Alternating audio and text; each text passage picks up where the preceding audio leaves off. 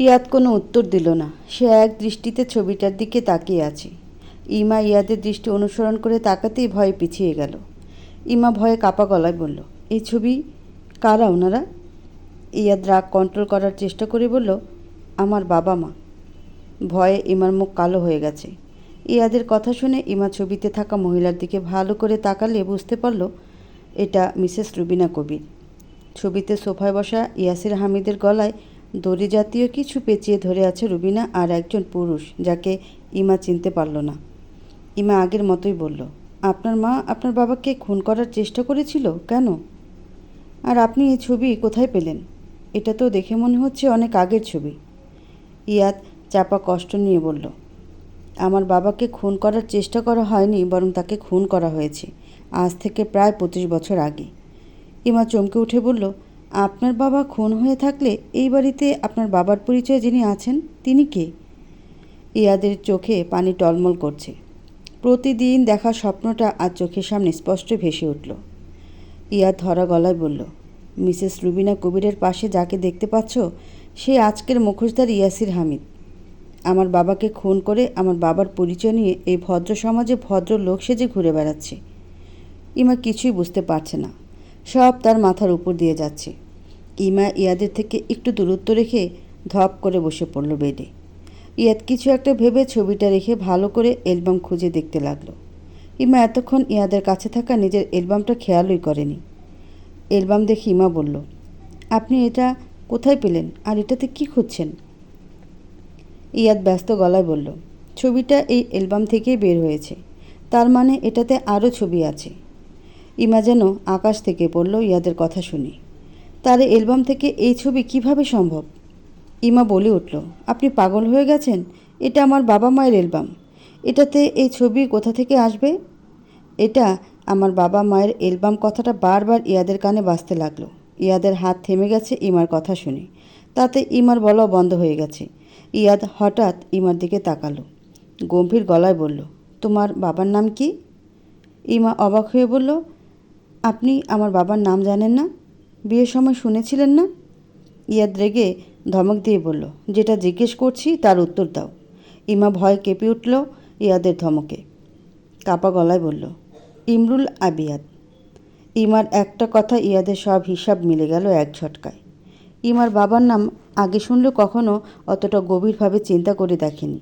যাকে খুঁজছে সে ইয়াদের নিজের কাছেই ছিল, কখনো ভেবেই দেখেনি নিজের আশেপাশে রেখে সারা দুনিয়া খুঁজে মরছে। ইয়াদ আবার অ্যালবামটা এলোমেলো করে খুঁজতে লাগলো। ইমা বলে উঠল, কি হলো? আপনি আবার এটাতে কি খুঁজছেন এভাবে? এই ছবি এখানে কি করে আসবে? ইয়াদ কঠিন গলায় বলল, এখানে না থাকলে আর কোথায় থাকবে? ছবিগুলো এখানেই থাকা উচিত। আর ইয়াদ কথা শেষ করার আগে আরও বেশ কিছু ছবি বের হয়ে এলো অ্যালবামের কভার পেজের ভেতর থেকে। ইমা চোখ বড় বড় করে তাকিয়ে আছে ছবিগুলোর দিকে। বেশ কিছুটা সময় পর ইমা রেগে বলল, কি হচ্ছে এসব বলবেন প্লিজ? আমি কিছুই বুঝতে পারছি না। আপনার বাবার খুনের ছবি আমার বাবা মায়ের অ্যালবামে কোথা থেকে এলো? ইয়াদ কষ্ট চেপে মুচকি হেসে বলল, তোমার বাবা নিজে চলে গেলেও এই জঘন্য মানুষগুলো শাস্তির ব্যবস্থা ঠিক করে গেছে। এখন শুধু সময়ের অপেক্ষা সব সত্যি সামনে আসার। সময় হয়ে গেছে মিস্টার অ্যান্ড মিসেস কবির, আপনাদের পাপ পাহাড় ছুঁয়ে গেছে। এবার শাস্তি পাওয়ার জন্য তৈরি হয়ে যান আপনারা। ইমা হাঁ করে ইয়াদের দিকে তাকিয়ে ইয়াদের কথা শুনছে। সে কিছুই বুঝতে পারছে না, তার মাথা ভনভন করে ঘুরছে। ভার্সিটির করিডোরে দাঁড়িয়ে আছে ইয়ানা। আজ বৃষ্টি দেখতে নয়, আরমানের অপেক্ষা এখানে দাঁড়িয়ে আছে। সেদিনের পর ইয়াদের অসুস্থতার জন্য ইয়ানা বা ঈশান কেউ ভার্সিটিতে আসেনি। কারো পায়ে শব্দ শুনে ইয়ানা তাকিয়ে দেখল আরমান আসছে। তার দৃষ্টি সামনে থাকলেও মনোযোগ অন্য কোথাও আছে, তা বেশ ভালো করে বোঝা যাচ্ছে। ইয়ানা আরমানকে দেখে মনে মনে গুছিয়ে নিল কী বলবে। আরমান সামনে আসতে ইয়ানা হালকা কাশি দিয়ে তার দৃষ্টি আকর্ষণ করার চেষ্টা করল, কিন্তু আরমানের সেদিকে কোনো মনোযোগই নেই। ইয়ানা আরও একবার কাশি দিল, তাতেও লাভ হলো না। আরমান নিজের মতো এগিয়ে যাচ্ছে। ইয়ানা এবার বিরক্ত হয়ে একটু উঁচু গলায় বলল, স্যার আপনার সাথে একটু কথা ছিল। কারো গলার আওয়াজে আরমানের পা অটোমেটিক নিজের জায়গায় থেমে গেল। আরমান আস্তে করে ঘুরে তাকালো শব্দের উৎস খোঁজার জন্য। ইয়ানাকে দেখে এগিয়ে এসে বলল, ইয়ানা তুমি? ইয়ানা মুচকি হেসে বলল, জি স্যার আমি। আরমান ভাবলেশহীনভাবে বলল, সে ঘটনার পরে আজ 2 দিন পর ভার্সিটি এলে? আমি তো মনে করেছিলাম ভয়ে তোমরা ভাই বোন আর এদিকে আসবেই না। আরমানের কথায় ইয়ানার রাগ হলো, তাই বলল, ভয় পাবো কেন? ভয় তারা পায় যারা অন্যায় করে, আর আমি বা আমার ভাই কোনো অন্যায় করিনি যে ভার্সিটি আসবো না। আরমান নিজের দুহাত ক্রস আকারে বুকে রেখে বলল, তাহলে দুদিন এলে না কেন? ইয়ানা আহত গলায় বলল, ভাইয়া প্রচণ্ড অসুস্থ ছিল। গত দুদিন ভাইয়ার সাথে হসপিটালে দৌড়াতে হয়েছে, তাই আসতে পারিনি। আরমান ছোট করে বলল, ও তাহলে আজ যখন এসেছ ক্লাসে না গিয়ে এখানে দাঁড়িয়ে আছো কেন? ইয়ানা মুচকি হেসে বলল, আপনার জন্য। আরমান তাতে ভ্রুকুচকে বলল, আমার জন্য মানে? বুঝতে পারলাম না। ইয়ানা হাসিটা বজায় রেখে বলল, আসলে সেদিন আপনাকে ধন্যবাদ দেওয়া হয়নি, তাই সেদিনের সেই ধন্যবাদ দিতে আপনার জন্য এখানে দাঁড়িয়েছিলাম। আরমান মুচকি হেসে বলল, ধন্যবাদ দেওয়ার কিছু নেই। তোমরা আমার স্টুডেন্ট, তাই তোমাদের ভালো খারাপ সবই আমাদের দায়িত্ব। আমি শুধু আমার দায়িত্ব পালন করেছি। তাহলে ঠিক আছে, এখন ক্লাসে যাও। আমারও ক্লাসে লেট হচ্ছে। আরমান আর না দাঁড়িয়ে নিজের গন্তব্যের দিকে এগিয়ে গেল। ইয়ানা সেদিকে তাকিয়ে গাল ফুলিয়ে আছে। বিড়বিড় করে বলল, এই ব্যাটা কি ফর্মাল কথা ছাড়া কোনো কথা বলতে পারে না? আজব লোক একটা, সব সময় সিরিয়াস হয়ে থাকতে হবে। ইয়ানা নিজের মতো বকবক করে ক্লাসের দিকে চলে গেল। সামনে পরীক্ষা, পড়াশোনার প্রচণ্ড চাপে আছে কথা। ইমার সাথে 4-5 দিন হলেও কথা বলা হয় না। ইমার মায়ের মৃত্যুর পর কথা সব সময় ইমার খোঁজ খবর রাখত ফোনে। তবে 4-5 দিন হলো ইমাও কল দেয় না, আর কথারও দেওয়া হয়ে ওঠে না।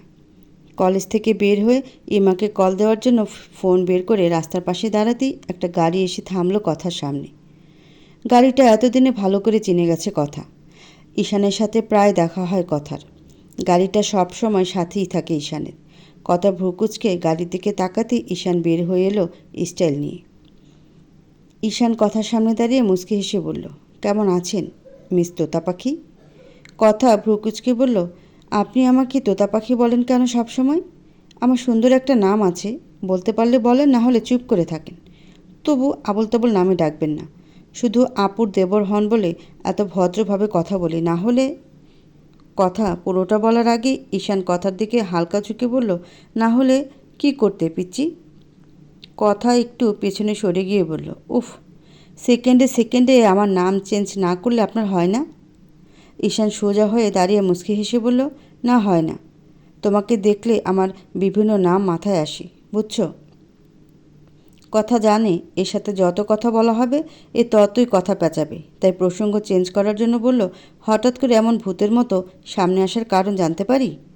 ঈশান মুচকি হেসে বলল, অবশ্যই জানতে পারেন, তবে তার আগে গাড়িতে উঠে বসুন। কথা অবাক হয়ে বলল, আমি আপনার গাড়িতে কেন বসবো? ঈশান আগের ভঙ্গিতে বলল, ভাইয়া অসুস্থ, তুমি জানো না? একবার দেখতেও গেলে না।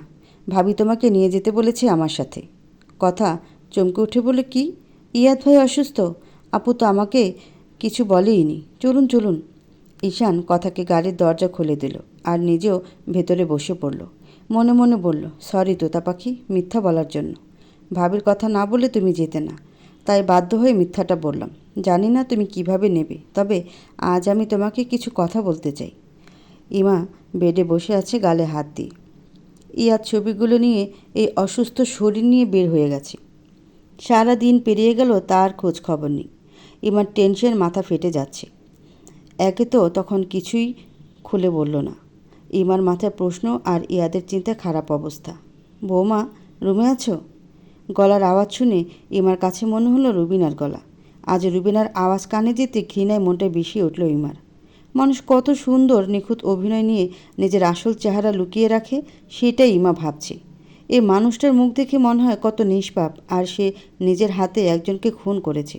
ভাবতেই ইমার গায়ে কাঁটা দিয়ে উঠল। তখনই রুবিনা আবার বলল, বৌমা, তুমি কি আমার কথা শুনতে পাচ্ছ? ইমা ভয়ে একটা ঢোক গিলল। রুবিনাকে এখন তার প্রচণ্ড ভয় করছে। কখনো সে ইমাকে খোঁজে না, আজ কেন খুঁজছে সেটা ভেবে ইমার গলা শুকিয়ে আসছে বারবার। ইমা ধীর পায়ে গিয়ে দরজা খুলে দিল। দরজার বাইরে রুবিনা বিরক্ত মাখা মুখ নিয়ে দাঁড়িয়ে আছে। ইমাকে দরজা খুলতে দেখে বলল, কোথায় ছিলে? এত সময় লাগলো কেন দরজা খুলতে? ইমা জোরপূর্বক হাসি দিয়ে বলল, ওয়াশরুমে ছিলাম, শুনতে পাইনি। রুবিনা আগের ভঙ্গিতে বলল, ইয়াদ কোথায়? ইয়াদের সাথে দেখা করতে এসেছি আমি। রুবিনা ইমাকে সাইড কাটিয়ে রুমে ঢুকে দেখল কেউ নেই। ইমার দিকে তাকিয়ে বলল, ইয়াদ কোথায়? ইমা আমতা আমতা করে বলল, উনি বাইরে গেছেন। রুবিনা চমকে উঠে বলল, হোয়াট? এই অসুস্থ শরীর নিয়ে বাইরে গেছে আর তুমি যেতে দিয়েছ? ইমা মাথা নিচু করে বলল, আমি ওনাকে না করলেই আমার কথা শুনবেন নাকি? রুবিনা রেগে বলল, কেমন স্ত্রী তুমি? তোমার কথা তোমার স্বামী শুনবে না? দরজার কাছে থেকে হঠাৎ কেউ বলে উঠল, বাহ, মিসেস রুবিনা কবির শিখাচ্ছেন আদর্শ স্ত্রী দায়িত্ব। ব্যাপারটা বেশ হাস্যকর। ইমা আর রুবিনা দুজনেই দরজার দিকে তাকিয়ে দেখে পকেটে 2 হাত গুজে দাঁড়িয়ে আছে ইয়াদ, দৃষ্টি ফ্লোরে সীমাবদ্ধ। ইমা আর রুবিনা তাকাতেই ইয়াদ চোখ তুলে তাদের দিকে তাকালো। ইমা আঁতকে উঠল ইয়াদের চোখ দেখে। অসম্ভব পরিমাণ লাল হয়ে গেছে ইয়াদের চোখ, আর দেখে মনে হচ্ছে খুব ক্লান্ত। রুবিনা আমতা আমতা করে বলল, ইয়াদ, তুমি ভুল বুঝছো আমাকে। ইয়াদ রুমে ঢুকে গায়ের ব্লেজার খুলতে খুলতে বলল, আমি খুব ক্লান্ত। এখন আমার রুম থেকে গেলে আমি খুশি হব। রুবিনা একবার ইমার দিকে কড়া চোখে তাকিয়ে রুম থেকে বের হয়ে গেল। ইমা দ্রুত ইয়াদের দিকে এগিয়ে গিয়ে বলল, কোথায় গিয়েছিলেন আপনি এই অসুস্থ শরীর নিয়ে? সারাদিনের মেডিসিনও নেননি। ইয়াদ কিছু না বলে ফ্রেশ হতে চলে গেল। ইমা সেদিকে তাকিয়ে কিচেনে চলে গেল ইয়াদের জন্য খাবার নিয়ে আসতে। স্যুপ রান্না করে নিয়ে রুমে এসে দেখে ইয়াদ ব্ল্যাঙ্কেট মুড়ি দিয়ে শুয়ে আছে। ইমা ব্ল্যাঙ্কেটের ভেতরে হাত দিয়ে ইয়াদের কপাল স্পর্শ করতেই চমকে গেল। ধুম জ্বর উঠেছে আবার ইয়াদের। ইমার প্রচণ্ড রাগ লাগছে এখন ইয়াদের উপর। লোকটার নিজের প্রতি কোনো গুরুত্ব নেই।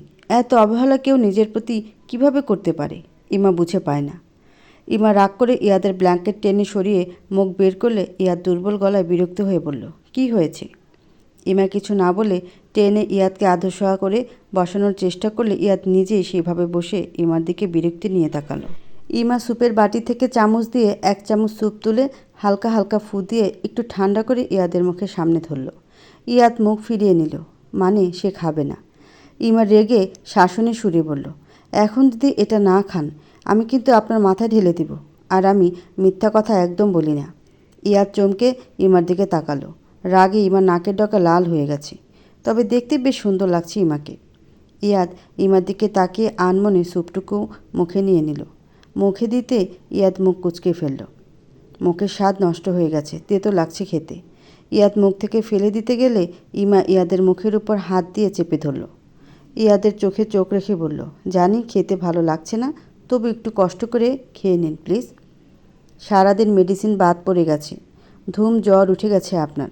এখন যদি এটা খেয়ে মেডিসিন না খান তাহলে আবার হসপিটালে যেতে হবে। প্লিজ লক্ষ্মীটি খেয়ে নিন। ইমা অসহায় মুখ করে ইয়াদকে কথাগুলো বলছে, যেন ইয়াদ খাবারটা না খেলে ইয়াদের না বরং ইমার ক্ষতি হয়ে যাবে। ইয়াদ ইমার মায়ায় পড়ে গেল। ইমার চোখে চোখ রেখে স্যুপটুকু গিলে নিল।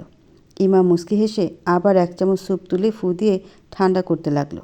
ইয়াদ অপলক দৃষ্টিতে তাকিয়ে আছে ইমার দিকে আর ভাবছে, সব সময় শুনে এসেছে শ্যামলা মেয়েদের মুখে অদ্ভুত এক মায়া থাকে, তাহলে ইমার মুখে এত মায়া কেন?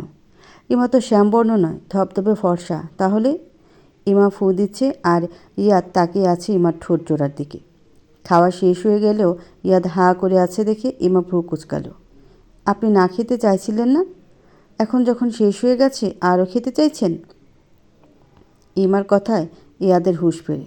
বেশ লজ্জাও পায় নিজের কাজের জন্য, তবে সেটা ইমাকে বুঝতে দেয় না একদমই। মুখ ফিরিয়ে নিয়ে বলে, এবার আমি শুতে পারি? ইমা কিছু না বলে উঠে গিয়ে মেডিসিন নিয়ে এসে ইয়াদকে একটা একটা করে খাইয়ে দিল। তারপর বলল, এবার শুয়ে পড়ুন, আমি আর বিরক্ত করব না। ইমা উঠে দাঁড়িয়ে চলে যাওয়ার জন্য পা বাড়াতেই ইয়াদ পেছন থেকে হাত টেনে ধরল। ইমা কেঁপে উঠল ইয়াদের হাতের স্পর্শে। ঘুরে তাকিয়ে বলল, আপনার আর কিছু লাগবে? ইয়াদ আনমনে বলে উঠল, তোমাকে লাগবে। ইমা বড় বড় চোখ করে তাকিয়ে বলে, মানে? ইয়াদ চোখ বন্ধ করে বলে, মাথাটা ব্যথা করছে, একটু হাত বুলিয়ে দেবে? ইমা ইয়াদের হাতটা নিজের হাতে মুঠে নিয়ে বলল, আপনি একটু অপেক্ষা করুন, আমি এগুলো নিচে রেখে এখনই আসছি। ইয়াদ কিছু বলল না। ইমা খাবারের ট্রে নিচে নিয়ে গেল। রুমে এসে দেখে ইয়াদ আগের মতোই শুয়ে আছে। ইমা আস্তে করে কপালে হাত রেখে বুঝতে পারল জ্বরটা বাড়ছে। ইমা কিছু না ভেবে জলপট্টি দেওয়া সব নিয়ে এসে ইয়াদের কপালে জলপট্টি দিতে লাগলো। ইয়াদ হালকা কেঁপে কেঁপে উঠছে একটু পরপর। ইমার ভয় লাগছে ইয়াদের এভাবে জ্বর বাড়তে দেখে। ইয়াদকে দেখে মনে হচ্ছে না তার কোনো দিকে হুঁশ আছে। ইমার মনে পড়ল ডক্টর বলেছিল জ্বর আবার বাড়লে জলপট্টি দেওয়ার সাথে সাথে শরীরও মুছিয়ে দিতে। ইমা ইয়াদের গা থেকে ব্ল্যাঙ্কেট সরাতেই ইয়াদ শীতে কেঁপে ওঠে।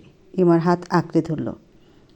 শরীর মোছাতে হলে ইয়াদের গায়ের টি শার্ট খুলে নিতে হবে, কিন্তু ইমা বেশ ইতস্তত বোধ করছে। ইমা ইয়াদের ধরা হাতের দিকে তাকালো। কি করবে বুঝতে পারছে না। চোখ বন্ধ করে সাহস বাড়িয়ে নিল আর মনে মনে ভাবল ইয়াদ কোনো পরপুরুষ নয়, তার স্বামী, তাই তাকে এটা করতেই হবে। ইয়াদ চোখ পিটপিট করে তাকাচ্ছে ইমার দিকে।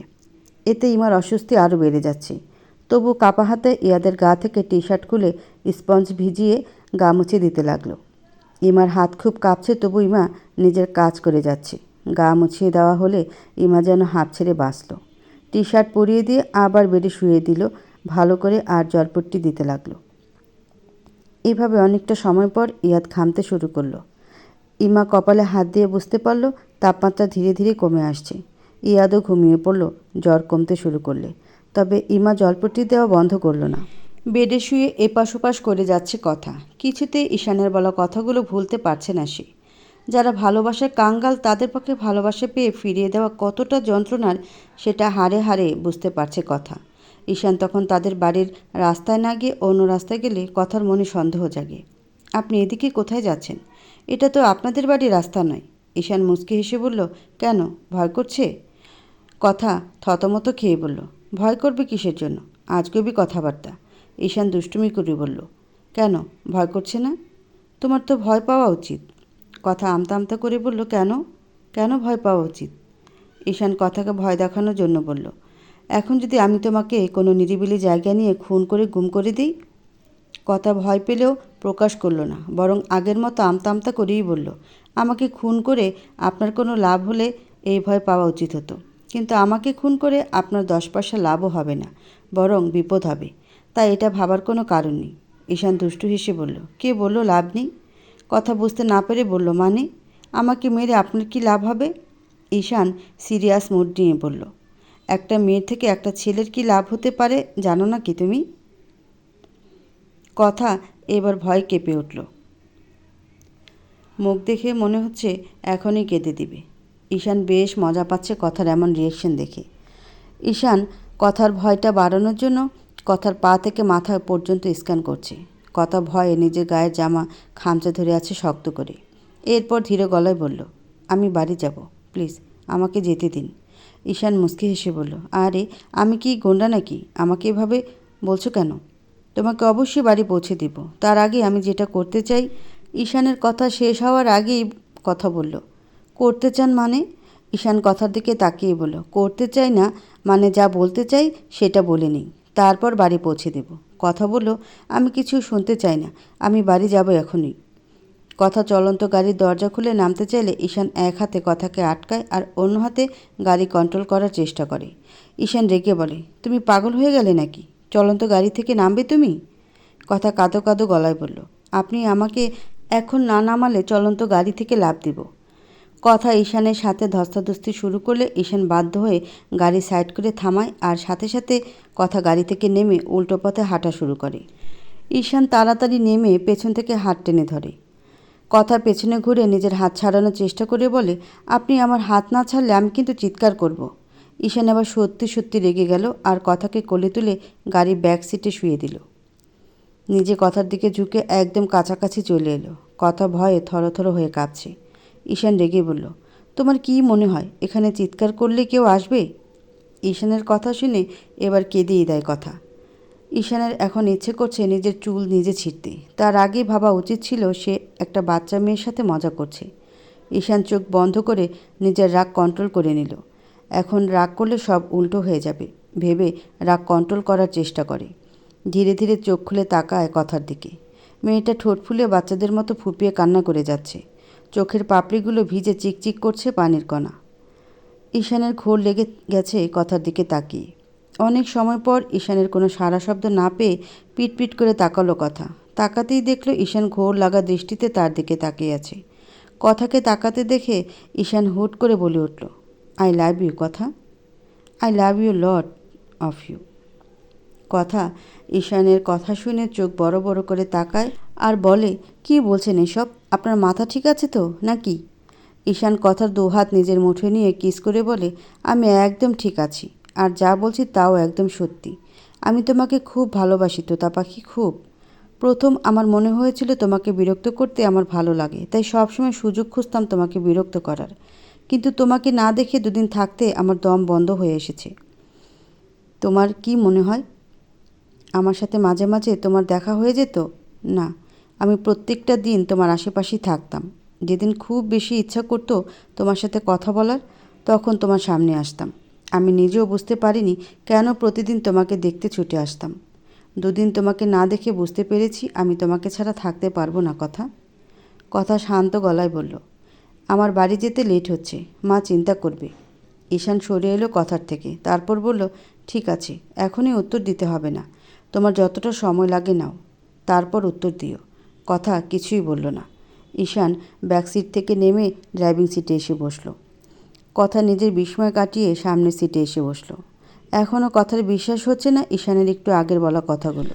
দুজনেই চুপচাপ বাকিটা রাস্তা পাড়ি দিল। কথার বাড়ির সামনে এসে গাড়ি থামাতেই কথা সামনের দিকে তাকিয়ে বলল, আপনি আমাকে যে কথাগুলো বলেছেন সব ভুলে যান, আমিও ভুলে যাব। এটা আপনার কোনো ভালোবাসা নয়, ক্ষণিকের মোহ, যে একটা সময় কেটে যাবে। আমার জায়গায় অন্য কেউ হলে হয়তো খুশিতে আত্মহারা হয়ে অ্যাকসেপ্ট করে নিত। কিন্তু আমি বরাবরই বাস্তববাদী মানুষ। ছোটবেলা থেকে বাস্তবতা মেনে নিয়ে বড় হতে শিখেছি। তাই আপনাকে অ্যাকসেপ্ট করা আমার পক্ষে সম্ভব নয়। একটা সময় যখন আপনার সমাজের মানুষ বলবে আমি আপনার যোগ্য নই, আপনার বন্ধু মহলে আমাকে নিয়ে হাসাহাসি হবে, তখন আপনারও মনে হবে ভুল করেছেন। আমি বামন হয়ে চাঁদ ধরার স্বপ্ন দেখি না মিস্টার ঈশান হামিদ। ভালোবাসার কাঙ্গাল হলেও আত্মসম্মান বিসর্জন দিতে আমি রাজি নই। আমার জীবনে আমি এমন কাউকে চাই যে আমাকে কখনো তার অযোগ্য মনে করবে না। আশা করি আজকের কথাগুলো এই পর্যন্তই থাকবে। আপনাকে রিজেক্ট করার মতো যোগ্যতা আমার নেই, তাই রিজেক্ট করার অপরাধে প্রতিশোধ নিতে আসবেন না আবার। আমি আপনার যোগ্য নই বলেই নিজেকে গুটিয়ে নিচ্ছি। তাই আশা করব আপনার ইগো হার্ট হয়নি। ভালো থাকবেন আর নিজের যোগ্য কাউকে ভালোবাসবেন, অযোগ্যকে নয়। কথাগুলো বলে এক মুহূর্ত দেরি না করে বাসার ভিতরে ঢুকে গেল কথা। ঈশান পাথরের মূর্তির মতো বসে আছে। কথা এতক্ষণ কী বলে গেল সব যেন ঈশানের মাথার উপর দিয়ে গেল। এত কম বয়সে এতটা ম্যাচুইড কথাবার্তা কীভাবে বলতে পারে বিশ্বাস করতে পারছে না ঈশান এখনও। কথা বেড থেকে উঠে দাঁড়ালো, কিছুতে ঘুম আসছে না তার। ঈশানের দুষ্টুমিগুলো কথার চোখে ভাসছে। কথা ঈশানকে পছন্দ করে না এমনটা নয়। প্রথম থেকে ঈশানকে ভালো লাগে তার, তবে সেটাকে কখনো নিজের মনকে প্রাধান্য দিতে দেয়নি কথা। ঈশানের পাশে দাঁড়ানোর মতো যোগ্যতার কথা নেই, তাই এইসব ভালো লাগা ভালোবাসা তাকে মানায় না। একটা বিষয় ভেবে পাচ্ছে না ঈশান কীভাবে তাকে পছন্দ করতে পারে।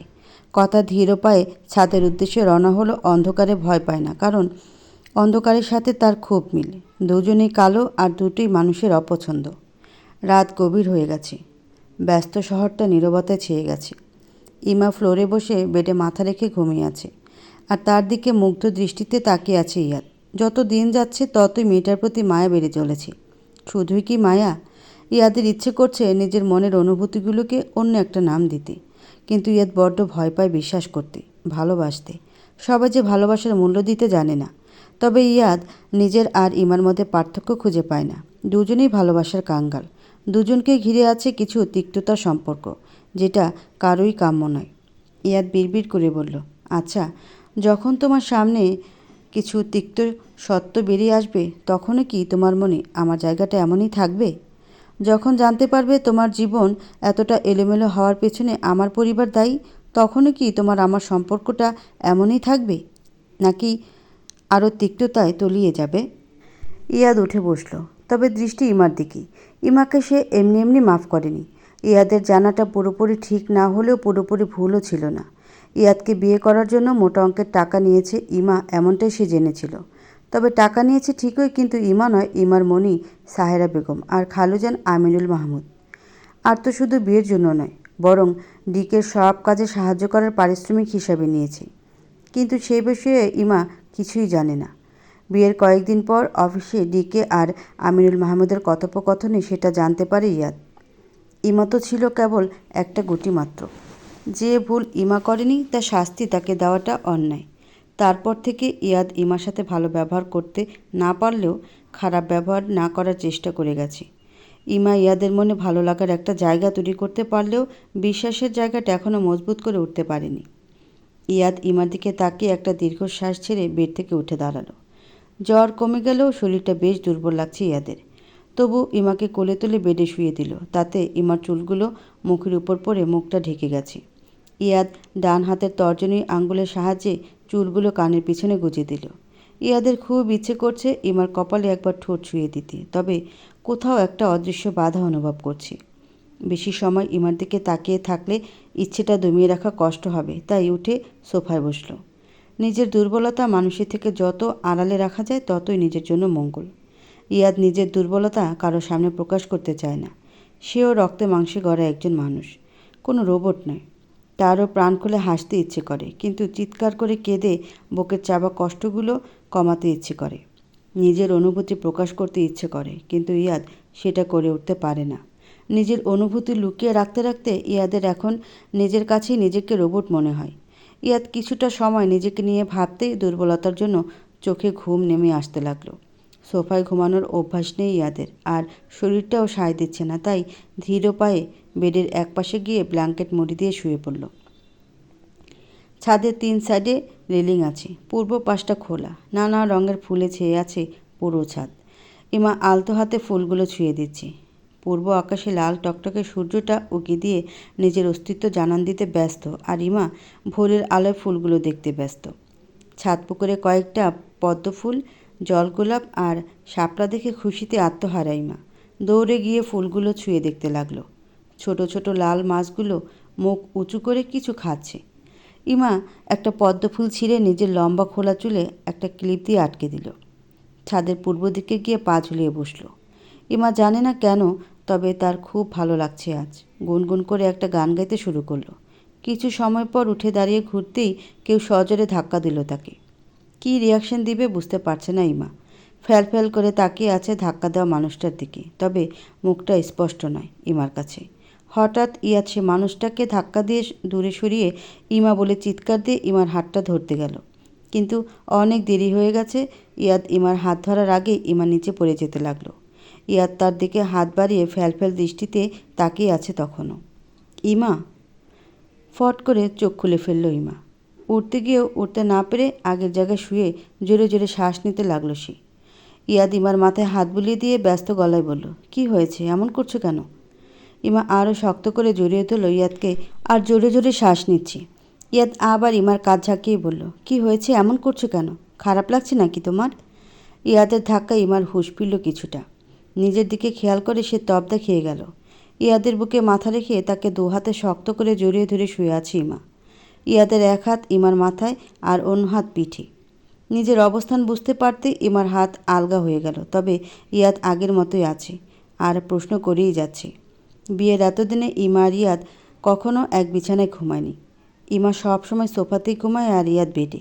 তবে এখন কি করবে কিছুতেই মাথায় আসছে না ইমার। লজ্জায় মাটির নিচে ঢুকে পড়তে ইচ্ছে করছে। লজ্জা স্বপ্নের কথাও ভুলে গেছে এখন। সে কিভাবে ইয়াদের দিকে তাকাবে বুঝতে পারছে না। ইমা ইয়াদের হাতের বাঁধন উপেক্ষা করে উঠে বসল। হাতের বাঁধন শক্ত না হওয়ায় সমস্যা হলো না খুব একটা। ইমা বসে জোরে জোরে শ্বাস নিচ্ছে, আর ইয়াদ কিছু বুঝতে না পেরে ইমার দিকে প্রশ্নবোধক দৃষ্টিতে তাকিয়ে আছে। ঘুমের মধ্যে হঠাৎ বুকে চাপ অনুভব করলে ইয়াদের ঘুম ভেঙে যায়। ঘুম ভাঙতেই বুঝতে পারে ইমা তাকে শক্ত করে জড়িয়ে ধরে আছে, আর ক্রমশ তার হাতের বাঁধন শক্ত হচ্ছে, আর তাতে ইয়াদ বুকে চাপ অনুভব করেছে। ইয়াদ ভ্রুকুচকে কিছু বলার আগেই খেয়াল করলো ইমা কেমন যেন অস্থির অস্থির করছে, তাই হালকা ধাক্কা দিয়ে ইমার নাম ধরে ডাকতে থাকে। ইয়াদ উঠে বসে বলল, কি হয়েছে, এমন করছো কেন? খারাপ স্বপ্ন দেখেছ? ইমা কাপা গলায় বলল, ইয়াদ আর কিছু বলার আগেই ইমা বেড থেকে উঠে ওয়াশরুমের দিকে পা বাড়ালো। চোখে মুখে পানি পড়তে আবার স্বপ্নের কথা মনে পড়ে গেল, আর ভয়ে গায়ে কাঁটা দিয়ে উঠল। ইমা মনে মনে বলল, একটা সময় তো মনে হতো এই জীবনটার থেকে মরে গিয়ে মুক্তি পেলে ভালো হতো। জীবনটা মূল্যহীন মনে হতো সব সময়। তাহলে আজ এমন একটা স্বপ্ন দেখে ভয় কেন করছে আমার? কেন মনে হচ্ছে আমি বাঁচতে চাই, আরও অনেকগুলো বছর বাঁচতে চাই? মাথায় পাকা চুল আর গায়ে কুচকানো চামড়া নিয়ে ওনার কাঁধে মাথা রেখে পরন্ত বিকেলের তেজবিহীন সূর্যটা দেখতে পাই। জানি আমার এই স্বপ্নগুলো হয়তো কখনো পূরণ হওয়ার নয়, তবু দেখতে ভালো লাগে আমার। ইমা খেয়াল করলো চোখ ভিজে যাচ্ছে নোনা জলে। মুচকি হেসে কষ্টগুলো সাইডে রেখে ফ্রেশ হয়ে অজু করে নিল। ফজরের আজান শুরু হয়ে গেছে বাইরে। ওয়াশরুম থেকে বের হয়ে দেখে ইয়াদ আগের মতোই বেডে বসে আছে। ইমা ইয়াদের দিকে তাকিয়ে বলল, এখন তো অনেকটা সুস্থ মনে হচ্ছে। 2 দিন এক ওয়াক্তের নামাজও পড়েনি, চাইলেই পড়তে পারেন। আজ অন্তত নামাজ বাদ দিয়েন না। ইয়াদ ইমার কথা উপেক্ষা করে বলল, তুমি তখন ওরকম করেছিলে কেন? কাবার থেকে জায়নামাজ বের করতে করতে বলল, বাজে স্বপ্ন দেখেছিলাম আর আপনাকে জড়িয়ে ধরেছি ঘুমের ঘোরে। তার জন্য কিন্তু সরি বলবো না, কারণ আপনার উপর আমার সম্পূর্ণ অধিকার আছে। আর এমনিতেও দোষটা আমার না, কারণ আমার যতটুকু মনে আছে আমি ফ্লোরে বসেছিলাম আর ঘুমালে সেখানেই ঘুমিয়েছি। যে বেডে নিয়ে গেছে সব দোষ তার। ইয়াদ ইমার কথা শুনে ভ্রু কুচকে তাকালো ইমার দিকে, আর ইমা তা আরও চোখে দেখে মুচকি হাসল। তারপর আবার বলল, তবে স্বপ্নটা সত্যি হলে আপনার হয়তো বেশ ভালো হতো। আমাকে সহ্য করতে হতো না দিনরাত 24 ঘন্টা। ইয়াদ বুঝতে না পেরে বলল, মানে? ইমা জায়নামাজে দাঁড়িয়ে বলল, কিছু না, আপনি উজু করে এসে নামাজে দাঁড়ান, সময় চলে যাচ্ছে। ইয়াদ কিছু না বলে উঠে ওয়াশরুমের দিকে পা বাড়ালো আর ইমা নামাজ শুরু করে দিল। নামাজ শেষ করে সালাম ফেরানোর সময় পাশে ইয়াদকে নামাজরত অবস্থায় দেখে মুগ্ধ হলো। একদম পবিত্র লাগছে তাকে। নামাজ শেষ করে কোরআন শরীফ বের করে কিছুটা সময় তিলাওয়াত করলো আর ইয়াদ নামাজ শেষে পাশে বসে তিলাওয়াত শুনতে লাগলো। ইমা কোরআন শরীফ বন্ধ করে পাশে তাকিয়ে দেখলো ইয়াদ তার দিকে তাকিয়ে আছে। তাতে ইমা অপ্রস্তুত হয়ে গেল। মুচকি হাসলে ইয়াদ কোনো রিয়াকশন না করে উঠে গেল। ইমা সব গুছিয়ে উল্টো ফিরে দেখে ইয়াদ বেডে শুয়ে পড়েছে আবার। ইমা গিয়ে ইয়াদের কপালে হাত রাখলো জ্বর আছে কি না দেখার জন্য। ইয়াদ চোখ মেলে তাকালো ইমার দিকে। ইমা ইয়াদের চোখে চোখ রেখে বলল, জ্বর নেই, তাই এখন আর শুয়ে থাকার প্রয়োজন নেই। গার্ডেনে গিয়ে একটু হাঁটাহাঁটি করুন, সকালে সতেজ বাতাসে ভালো লাগবে। ইয়াদ উঠে দাঁড়ালো ইমার কথা শুনে। দরজার কাছে থেমে গিয়ে বলল, ছাদে যাচ্ছি, পারলে 1 কাপ কফি দিয়ে যেও। ইয়াদ আর না দাঁড়িয়ে চলে গেল। ইমা বেশ অবাক হলো। ইয়াদ তার এক কথায় সত্যি সত্যি হাঁটতে চলে গেল। পরক্ষণে ভ্রু কুঁচকে ভাবল, জ্বরের মুখে কফি খাবে, পাগল নাকি? ইমার আর কি করার, চেয়েছে যখন দিতে তো হবেই। ইমা কিচেনে গিয়ে 2 কাপ কফি বানিয়ে ছাদের দিকে পা বাড়ালো। ছাদের গেটের সামনে আসতেই সকালের স্বপ্নের কথা মনে পড়ে গেল। ভয় করতে শুরু করলো ইমার। ভয়ে ভয়ে ছাদে পা রাখল। ইয়াদকে দেখতে না পেয়ে আশেপাশে তাকাতেই ছাদ পুকুরের সামনে দাঁড়িয়ে থাকতে দেখল। ধীর পায়ে কাছে গিয়ে দাঁড়ালো। ক্ষীণ গলায় বলল, আপনার কফি। ইয়াদ ইমার দিকে তাকিয়ে ইমার হাত থেকে কফির কাপ নিয়ে এক চুমুক দিল। মুহূর্তে মুখ কুঁচকে গেল ইয়াদের। কফিটা অতিরিক্ত মাত্রায় তেতো লাগছে, তবে কিছু বলল না। কাপটা ছাদ পুকুরের রেলিংয়ের উপর রেখে পকেটে হাত দিয়ে দাঁড়ালো। ইমা ব্যাপারটা খেয়াল করলো, কিছু বলল না। ইমা ইয়াদের দিকে তাকিয়ে বলল, আচ্ছা, আপনার দম বন্ধ হয়ে আসে না এভাবে সবসময় চুপ করে থাকতে? ইয়াদ স্বাভাবিকভাবেই তাকালো ইমার দিকে, কিন্তু কিছু বলল না। ইমার মাঝে মাঝে খুব রাগ হয় ইয়াদের এমন চুপ করে থাকা দেখে, যেমনটা এখন হচ্ছে। ইমা ইয়াদের থেকে দৃষ্টি সরিয়ে ছাদ দেখা মনোযোগ দিল। আজ ছাদটা দেখতে ঠিক তেমনই লাগছে যেমনটা ইমা স্বপ্নে দেখেছিল। ইমার গায়ে কাঁটা দিয়ে উঠল। ইয়াদ ইমাকে পাশ কাটিয়ে পূর্ব পাশটার দিকে পা বাড়ালো, যেটা খোলা। ইমা ইয়াদের হাত টেনে ধরল পেছন থেকে। ইয়াদের হাত পকেটে থাকার জন্য ইমা হাতের কোণে ধরে রেখেছে। ইয়াদ ভ্রু কুঁচকে ইমার দিকে ঘুরে তাকালো। ইমা ভয়ে ভয়ে বলল, ওদিকে কেন যাচ্ছেন? ইয়াদ ভ্রু কুঁচকে বলল, কেন, ওদিকে কি হয়েছে? ইমা আমতা আমতা করে বলল, ওদিকটা রেলিং নেই তো, যেতে হবে না। ইয়াদ বিরক্ত হয়ে বলল, আমি কি বাচ্চা, রেলিং নেই বলে পড়ে যাব? ইয়াদ ইমার কথা উপেক্ষা করে ওদিকটা গিয়ে আকাশের দিকে তাকিয়ে রইল। আজ 3 দিন পর সকালে সতেজ বাতাস আর ভোরের স্নিগ্ধতা গায়ে মেখে বেশ ভালো লাগছে ইয়াদের। রুমে বসে থাকার অভ্যাস নেই, তাই আরও বিরক্ত লাগছিল। গতকাল বের হয়েও ভালো লাগেনি। শরীর দুর্বল থাকায় আরও খারাপ লেগেছে অনেক। তবে আজ অনেকটা ভালো লাগছে। ইয়াদ আরও চোখে পিছনে ফিরে দেখল ইমা কফির কাপ হাতে নিয়ে সেখানেই দাঁড়িয়ে আছে, চোখে মুখে ভয়ের ছাপ। ইয়াদের কপালে চিন্তার ভাঁজ পড়ল ইমার ভীত মুখ দেখে। ইয়াদ আবার আকাশের দিকে তাকিয়ে বলল, ইমা। ইমা অনেকটা চমকে উঠল ইয়াদের ডাকে। ইমার বারবার সকালে স্বপ্নের কথা মনে হচ্ছে। ইমা থতমত গলায় বলল, কিছু বললেন? ইয়াদ দৃষ্টি সামনে রেখেই বলল, এদিকে এসো। ইমা ভয়ে ভয়ে বলল, ওদিকে কেন? ইয়াদ এবার ভ্রুকুচকে ইমার দিকে তাকিয়ে বলল, তুমি কি ভয় পাচ্ছ এদিকে আসতে? সাহস নিয়ে বলল, ভয় কেন পাবো, আসছি তো এখনই। ইমা ধীর পায়ে এগিয়ে গেল ইয়াদের দিকে, তবে কার্নিশ থেকে একটু দূরত্ব রেখে দাঁড়িয়ে বলল, আপনার কি টাকা কম পড়েছিল নাকি? ইয়াদ বুঝতে না পেরে বলল, মানে? ইমা উকি দিয়ে নিচের দিকে তাকিয়ে বলল, বাড়ি তৈরি করার সময় কি টাকা কম পড়ে গিয়েছিল? এপাশে রেলিং দেননি কেন? ইয়াদ বিরক্ত হয়ে বলল, বাড়িটা তৈরি করেছে আমার দাদা, তাও আমার জন্মের অনেক আগে। এই পাশটা খোলা রাখা হয়েছে দাদার প্রাণপ্রিয় কন্যার কথায়। এখানে নাকি সে পা ঝুলিয়ে বসে থাকতো সকাল সন্ধ্যা। শেষের কথাটা বলার সময় ইয়াদের ঠোঁটের কোণে মুচকি হাসি ফুটে উঠল। ইমা অবাক হয়ে তাকালো ইয়াদের দিকে। ইয়াদের একটা ফুপিও আছে, সেটা আজ জানতে পারল ইমা। কিন্তু কোথায় ইয়াদের সেই ফুপি? ইমা কৌতূহল নিয়ে জিজ্ঞেস করল, আপনার ফুপিও আছে? কিন্তু তার কথা তো কখনো শুনিনি। কোথায় আছে সে এখন? ইমার প্রশ্নে ইয়াদ চমকে উঠল। তখন আনমনে বলে ফেলেছে, কিন্তু এখন বুঝতে পারছে কী বলেছে সে। এখনই যে সবটা জানার সময় হয়নি সবার। ইয়াদ উত্তর না দিয়ে চলে যাওয়ার জন্য পা বাড়ায়। ইমাও ঘুরে পা বাড়াতে গেলে পা পিছলে যায় ইমার। ভয়ে চোখ বন্ধ করে ফেলে ইমা। তবে কি স্বপ্নটাই সত্যি হতে চলেছে? ইমার হাতের কফির কাপটা একদম নিচে পড়ে চূর্ণ বিচূর্ণ হয়ে গেল।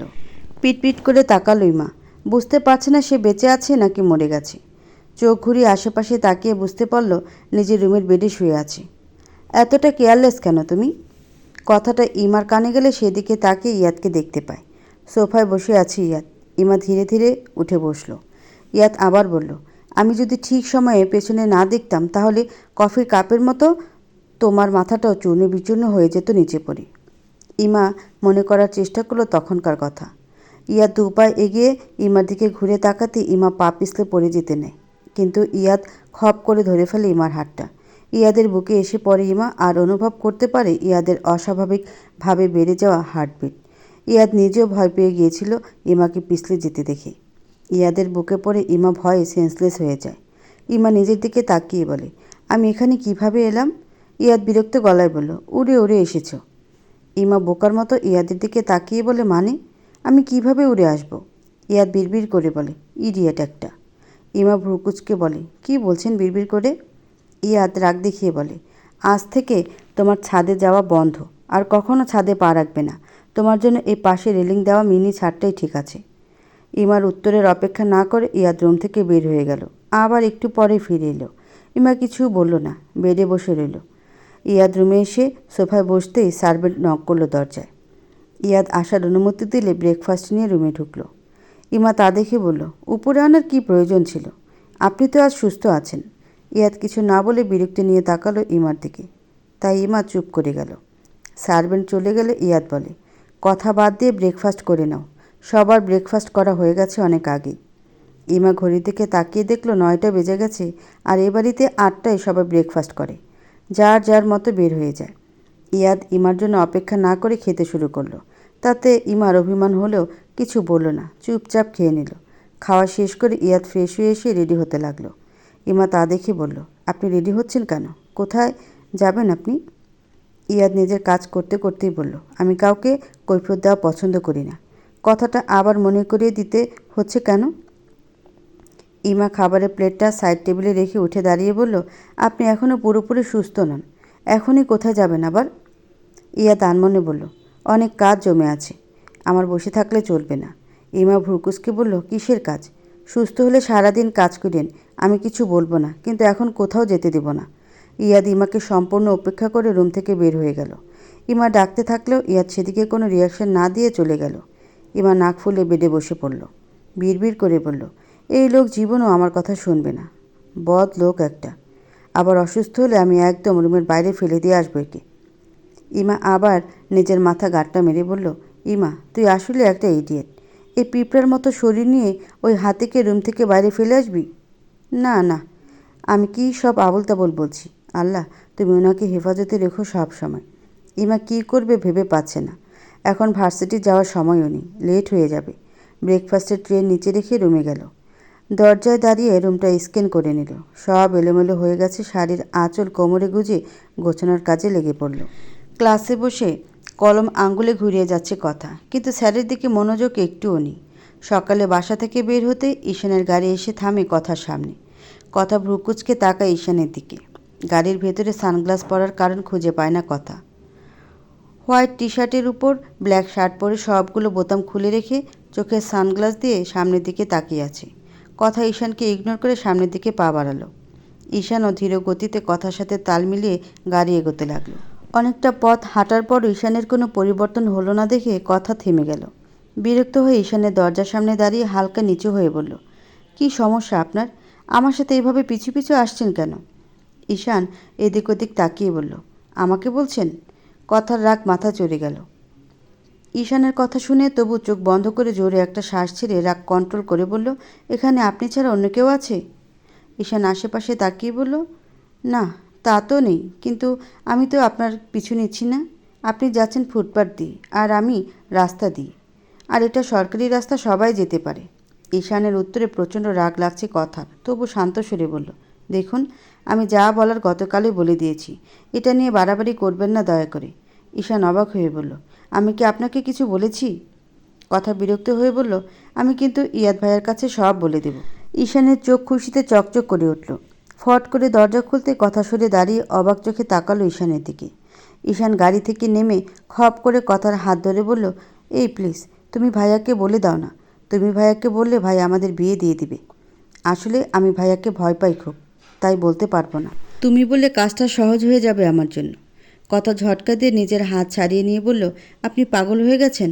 পাবনার টিকিট কেটে সেখানে চলে যান। ঈশান মুচকি হেসে বলল, তুমি সাথে গেলে আমি পাবনা যেতেও রাজি আছি। কথা বিরক্ত হয়ে বলল, ডিসগাস্টিং একটা লোক।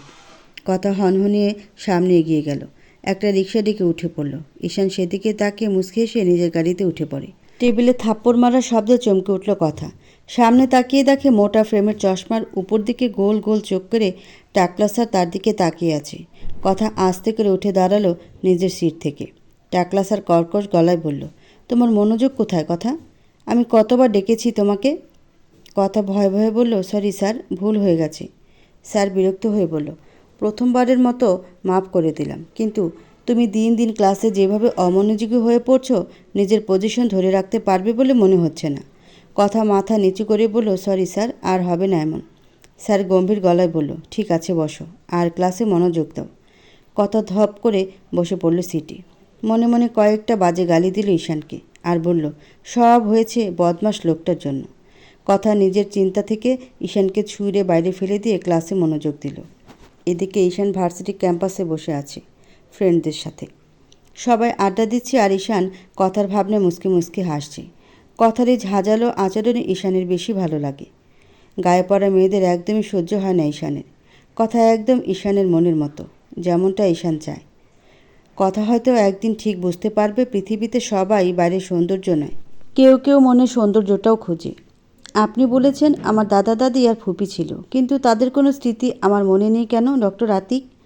ইয়াদের সামনে বসা মানুষটার দিকে তাকিয়ে প্রশ্নটা করল ইয়াদ। ডক্টর আতিক ইয়াদের দিকে তাকিয়ে মুচকি হাসল, কিন্তু সে হাসির মানে ইয়াদ বুঝতে পারছে না। ইয়াদ নিজের দৃষ্টি স্থির রেখে আবার বলল, আপনি আমার বাবার মৃত্যু নিয়ে সব বললেও আমার দাদা দাদি আর ফুপির কথা স্পষ্ট করে কিছুই বলেননি। যদি তারা থেকেই থাকতো তাহলে এখন কোথায় আছে তারা? আতিক ফ্লোরে দৃষ্টি রেখে বলল, তোমার ফুপির নাম ছিল তাসফিয়া হামিদ, তবে সবাই তাকে কলি বলে ডাকত। দেখতে ছিল গোলাপের কলির মতো। তোমার পরিবার সম্পর্কে আমার এত কিছু জানার কারণ তোমাকে আগেই বলেছি। আমি আর তোমার বাবা একসাথে স্কুল কলেজের পড়াশোনা শেষ করেছি। তোমার ফুপি ছিল তোমার বাবার প্রায় 10 বছরের ছোট, তাই তোমার বাবা আর দাদার চোখের মণি ছিল সে। যদিও তার একটা বিশেষ কারণও ছিল। কলি তোমার বাবার 10 বছরের ছোট হলেও আমার 8 বছরের ছোট ছিল। এখন প্রশ্ন করতে পারো, আমি তোমার বাবার 2 বছরের ছোট হলে একসাথে পড়লাম কি করে? ইয়াদ মাথা নাড়িয়ে বলল, আতিক এবার ইয়াদের দিকে তাকিয়ে বলল, ইয়াসির ছোটবেলা থেকে পড়াশোনার প্রতি উদাসীন ছিল, যার জন্য 2 বছর পিছিয়ে পড়ে। ইয়াসির নিজের কল্পনার জগৎ নিয়ে থাকতে পছন্দ করত। তোমাদের যে এত বড় বিজনেস দেখছো, সেখানে ইয়াসিরের একবেলার পরিশ্রমও নেই। ইয়াদ অবাক হয়ে বলল, তাহলে এত বড় বিজনেস? আতিক ইয়াদের কথা শেষ করার আগেই বলল, তোমার দাদা সামলাতো। এটা তোমাদের পূর্বপুরুষদের ব্যবসা ছিল। তাদের প্রত্যেকে যেন রক্তে মিশেছিল বিজনেস, কিন্তু ইয়াসির তাদের থেকে সম্পূর্ণ আলাদা তৈরি হয়। স্কুল লাইফ থেকে লেখালেখি শুরু করেছিল ইয়াসির। ইয়াদ বুঝতে না পেরে বলল, মানে? আতিক উঠে দাঁড়িয়ে সামনের বুক সেলফের দিকে এগিয়ে গিয়ে বলল, তোমার বাবা কবি টাইপের মানুষ ছিল। তার কয়েকটা কবিতার বইও বের হয়েছিল সেই সময়। তোমাদের সোসাইটির সাথে একদম অপরিচিত ছিল ইয়াসির। সবাই জানতো তাফসির হামিদের ইয়াদের দাদা একটা ছেলে আছে, তবে তাকে খুব কম মানুষ চিনত। ইয়াদ কোনো কথা না বলে মনোযোগ দিয়ে শুনছে আতিকের কথা। আতিক দীর্ঘ শ্বাস ছেড়ে বলল, ইয়াসিরের কথা আরেকদিন বলবো। আজ কলির কথা জানতে চেয়েছ, তার কথাই বলছি। পৃথিবীর প্রায় সব ছেলেই কখনো না কখনো বন্ধুর ছোট বোনের প্রেমে পড়ে। কথাটা কোথাও শুনেছিলাম, কিন্তু তার প্রমাণ পাই যখন আমিও পড়েছিলাম কলির প্রেমে। আতিকের শেষের কথা ইয়াদ চমকে তাকালো আতিকের দিকে। আতিক তা খেয়াল করে মুচকি হাসল। ইয়াদ বুঝতে পারে না এই লোকটা সিরিয়াস মুডেও কীভাবে মুচকি হাসে। ইয়াদের ভাবনার অবসান ঘটিয়ে আতিক আবার বলে, ইয়াসির আমার বড় হলেও ওর সাথে আমার বন্ধুত্বটা গভীর হয়ে গিয়েছিল পরিচয় হওয়ার মাত্র 2 মাসের মধ্যে। মাঝে মাঝে তোমাদের বাসায় যাওয়া হতো আমার, তবে কখনো কলিকে দেখিনি আমি। এসএসসি পরীক্ষা শেষে অবসর সময় প্রায় সারাদিন থাকতাম তোমাদের বাড়িতে। একদিন ইয়াসিরের রুমে শুয়েছিলাম আমি, আর ইয়াসির ওয়াশরুমে শাওয়ার নিচ্ছিল। ও রেডি হয়ে গেলেই বাইরে যাব এমন প্ল্যান ছিল আমাদের। বেডে শুয়ে একটা ম্যাগাজিন পড়ছিলাম, তখনই একটা বাচ্চা মেয়ে রুমে ঢুকে বলে, ভাইয়া আমার মাটির পুতুলটা ভেঙে গেছে, আমার এখনই সেম একটা পুতুল চাই। কথাটা আজও আমি স্পষ্ট অনুভব করতে পারি। আমি তাকিয়ে থমকে গিয়েছিলাম কিছু সময়ের জন্য। সাদা ফ্রক পরা, মাথায় সাদা ফিতা দিয়ে চুল বাঁধা 10 বছর বয়সী একটা মেয়ে ঠোঁট উল্টে দাঁড়িয়ে আছে, কিন্তু তার কথা শুনে মনে হচ্ছিল তার বয়স মাত্র 3-4 বছর হবে। আমার বয়স তখন সবে 18, প্রেমে পড়ার বয়স বলা চলে। তাই পড়েও গেলাম সাদা ফ্রক পরা বাচ্চা মেয়েটার প্রেমে। পরে ইয়াসিরের থেকে জানতে পারলাম কলি বুদ্ধি প্রতিবন্ধী। বয়সের তুলনায় তার মস্তিষ্কের বিকাশ ঘটছে না, তাই তাকে বাইরের দুনিয়া থেকে আড়াল রাখে তার পরিবার। এতটুকু বলে থামল আতিক। ইয়াদ কখনো কল্পনাও করেনি তার জানার বাইরে তার পরিবারের এত কথা লুকিয়ে আছে। তবে সবই রহস্যে ঘেরা। ইয়াদ যখনই ভাবে হয়তো সব রহস্যের সমাধান সে পেয়ে গেছে, তখনই নতুন রহস্য তার সামনে এসে দাঁড়ায়। সেদিন ডক্টর আতিকের খোঁজে ময়মনসিংহ গিয়েছিল ইয়াদ, কারণ আতিকের গ্রামের বাড়ি ময়মনসিংহ। সেখানে গিয়ে পেয়েও যায় আতিককে, আর সাথে নিয়ে এসে নিরাপদ জায়গায় রাখে আতিককে। এখন সেখানে বসে আছে ইয়াদ। আতিক তাকে অনেক কথাই বলছে, আবার অনেকটা বলছে না। ইয়াদের জানা মতে তার দাদা দাদি মারা গেছে অনেক আগে, তবে কখনো শুনেনি আর ফুপি সম্পর্কে। সেটা আতিকের থেকে জেনেছে সেদিন। এখন ইয়াদের প্রশ্ন, কোথায় আছে তার ফুপি? ইয়াদ নিজের চিন্তায় বিভোর। তখনই আতিক আবার বলে উঠল, কলির সম্পর্কে সেদিন সত্যিটা জানতে পেরে এক মুহূর্তের জন্য থমকে গিয়েছিলাম। অজানা কারণে খুব কষ্ট হচ্ছিল বুকের ভেতরটায়। সেদিনের পর কলিকে আর আমার থেকে আড়াল করার চেষ্টা করা হয়নি। সময় এগোতে থাকে নিজের গতিতে, আর কলির প্রতি আমার অনুভূতিগুলোও বাড়তে থাকে। কিন্তু একসময় ধরা পড়ে যায় ইয়াসিরের কাছে। ও সেদিন রাগ করেনি, বরং বুঝিয়েছিল কলির সাথে আমি সুখী হতে পারবো না। কিন্তু আমি ইয়াসিরের কোনো কথা শুনতে নারাজ। ইয়াসির সুযোগ বুঝে সবটা জানায় নিজের বাবাকে। তাফসির সাহেব কোনো রিয়াকশন করেনি তখন, কিন্তু পরে জানান তিনি কি বলবেন বুঝতে পারছিলেন না। তাফসির হামিদের সব থাকলেও মনে শান্তি ছিল না। একমাত্র ছেলেটা সব কিছুতে উদাসীন। আবার অপরদিকে মেয়েটা বুদ্ধি প্রতিবন্ধী। মেয়েটার একটা গতি হবে সেটা কল্পনাও করতে পারেনি।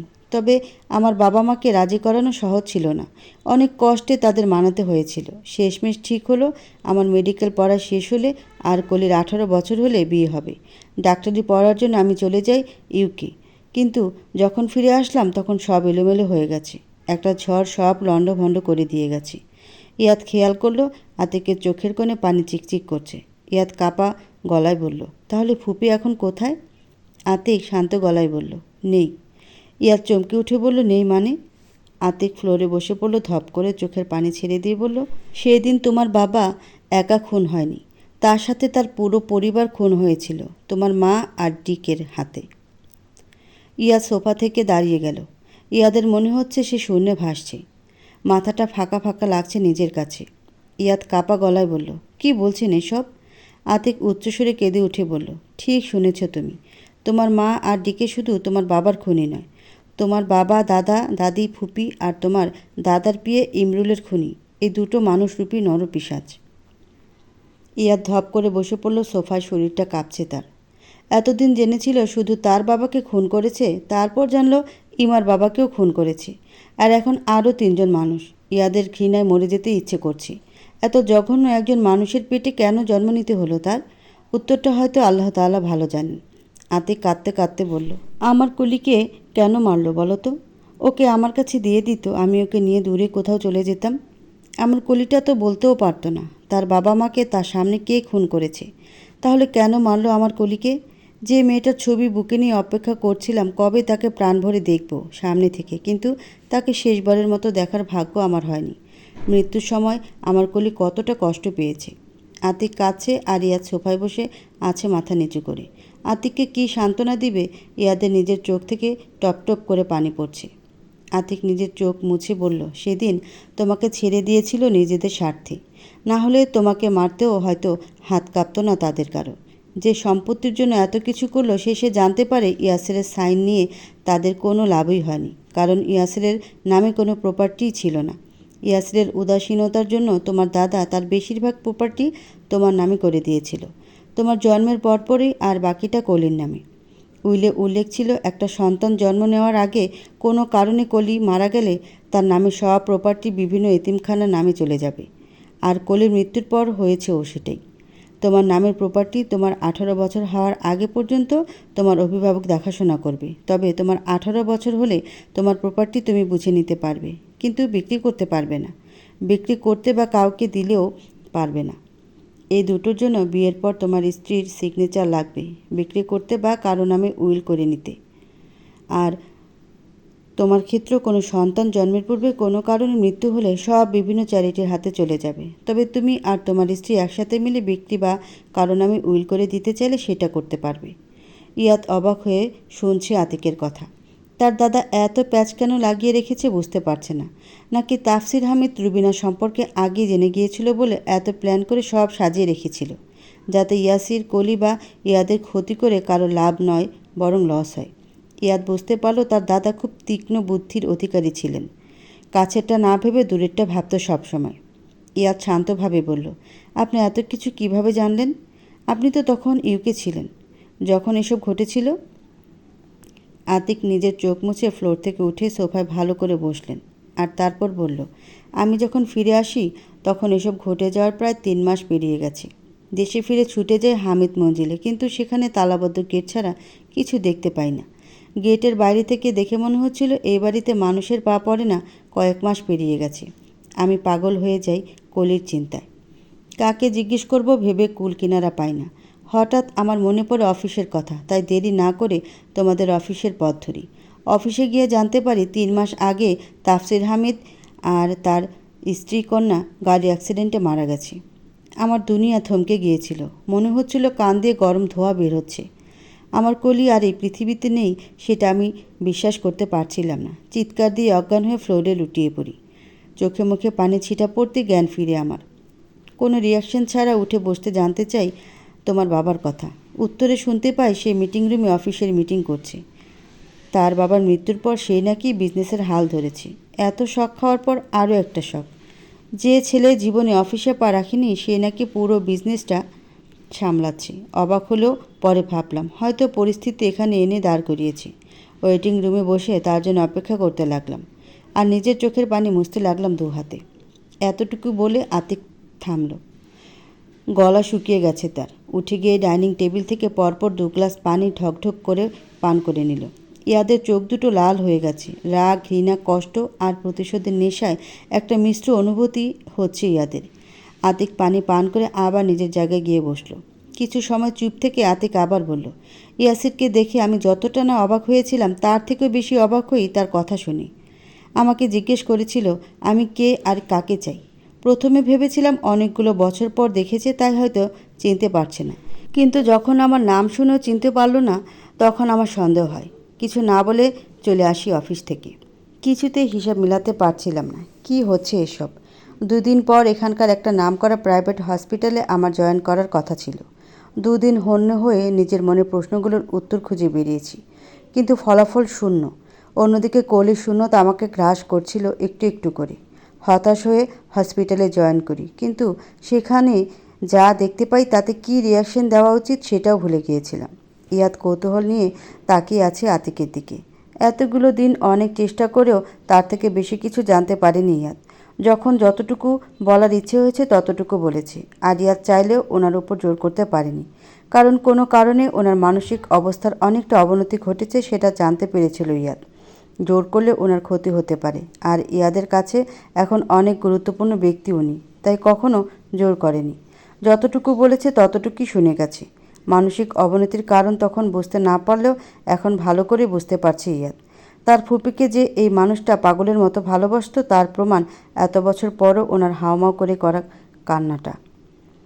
আজ নিজের ইচ্ছেতে উনি সব বলছে দেখে ইয়াদ চুপচাপ শুনে যাচ্ছে। তার সবটা জানা খুব দরকার ছিল।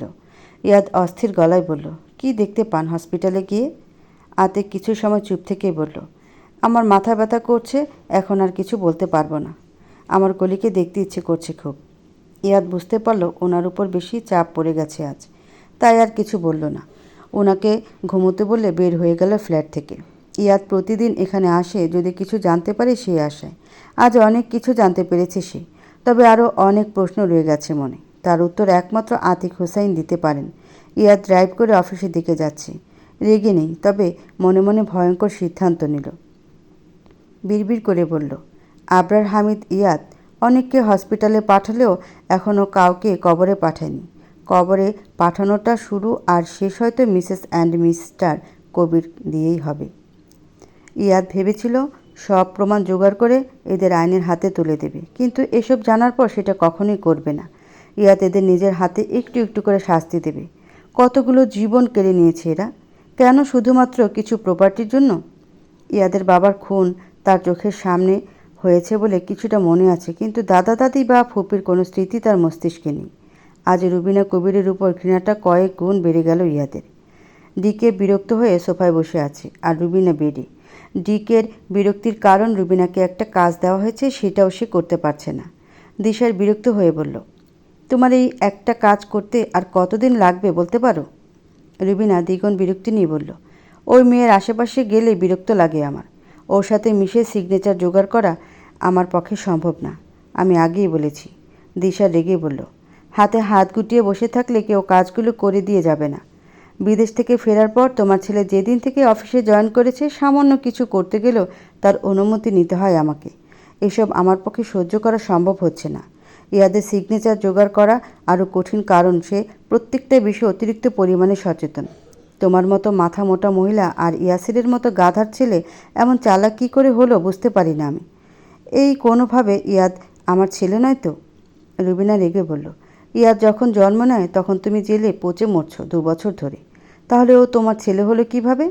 ডিকে চিন্তা করে বলল, তাহলে ওর এত তীক্ষ্ণ চিন্তাভাবনা কী করে হলো?